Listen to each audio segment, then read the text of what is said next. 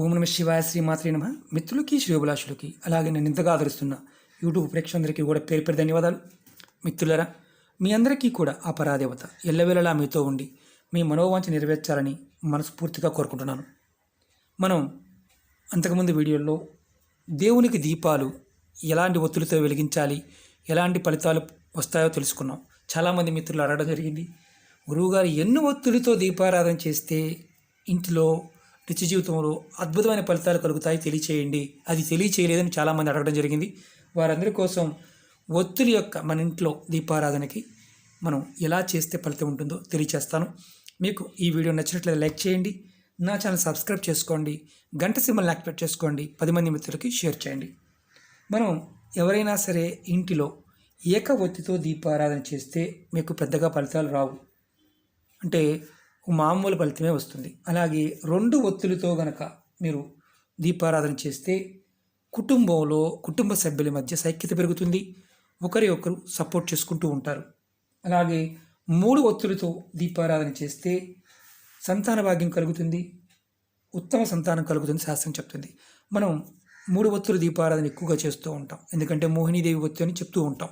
అలాగే 4 ఒత్తులతో దీపారాధన చేస్తే మీకు ధన సంపత్తి పెరుగుతుంది, అలాగే ఐశ్వర్యం, ఆరోగ్యం, భోగభాగ్యాలు కలుగుతాయని శాస్త్రం చెప్తుంది. అలాగే 5 ఒత్తులతో, అంటే మనం 5 ఒత్తులు ఉన్న ప్రమిదలు కూడా వెలిగిస్తూ ఉంటాం, కుందులు కూడా వెలిగిస్తూ ఉంటాం. మీకు అధిక సంపద కావాలనుకున్నప్పుడు, అధిక లాభం కలగాలనుకున్నప్పుడు మీరు 5 ఒత్తులు దీపారాధన చేయండి.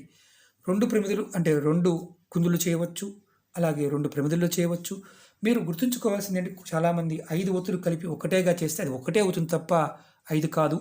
మనం అలాగే 365 లక్ష ఒత్తులు, 10,000 ఒత్తులు ఇలాంటి కార్తీక మాసంలో కొన్ని పర్టికులర్ సమయంలో వెలిగిస్తూ ఉంటాం.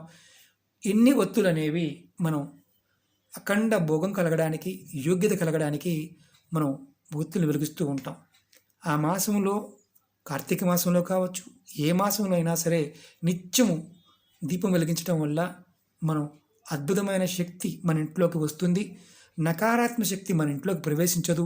అలాగే అందరూ కూడా, కుటుంబంలో ఉన్న వ్యక్తులు అందరూ కూడా ఉన్నతమైన ఆలోచన కలిగి ఉంటారు అని శాస్త్రం చెప్తుంది. కొంతమంది అంటూ ఉంటారు, గురువుగారు మేము ఎప్పటి నుంచో చేస్తున్నామండి, కలిసి రావడం లేదు.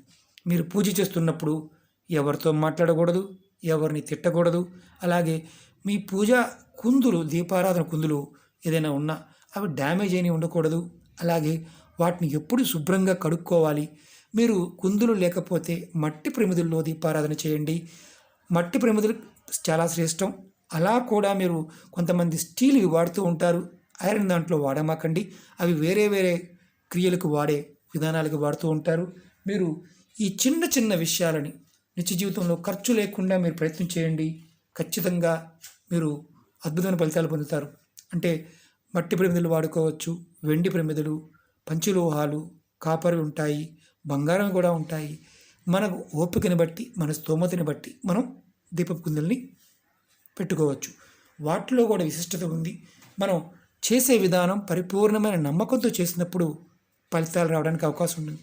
ప్రమిదలు కడుక్కోవాలి, దీప జ్యోతికి కూడా మనం బొట్టు పెట్టి కుంది పెట్టిన తర్వాత చేయాలి. చాలామంది డైరెక్ట్గా చేసేస్తూ ఉంటారు, ఎందుకంటే దీపం పరబ్రహ్మ స్వరూపం. దీపం ఎక్కడైతే ఉంటుందో అక్కడ శక్తి ఉంటుంది అని అర్థం. కాబట్టి మీరు దీపానికి కూడా బొట్టు పెట్టి, పువ్వు పెట్టి పూజ చేస్తే చాలా అద్భుతమైన ఫలితాలు ఉంటాయి. ఏ టైంలో అయినా సరే మీరు అలా చేయండి. కొన్ని తాంత్రిక ప్రక్రియలప్పుడు మాత్రం వాటికి మేము చెప్పే విధానంతోనే ప్రయత్నం చేయాలి. పదార్థాలు అవి తాంత్రిక ప్రక్రియలు. మనం రోజువారీ పూజలు అంటే శాంతంగా పూజలు చేసే వాటి విషయంలో మాత్రం శుద్ధి, శుభ్రత చాలా అవసరం. అది గుర్తుంచుకోండి, ఎందుకంటే ఆ ప్రభావం అనేది మన మనసు మీద ఎక్కువగా ఉంటుంది కాబట్టి.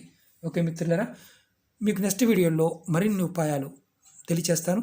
మీకు ఈ వీడియో నచ్చినట్టు లైక్ చేయండి, నా ఛానల్ సబ్స్క్రైబ్ చేసుకోండి, పక్కనే ఉన్న గంట సింబల్ని యాక్టివేట్ చేసుకోండి, 10 మంది మిత్రులకి షేర్ చేయండి. ఓం నమః శివాయ శ్రీమాత్రే నమః.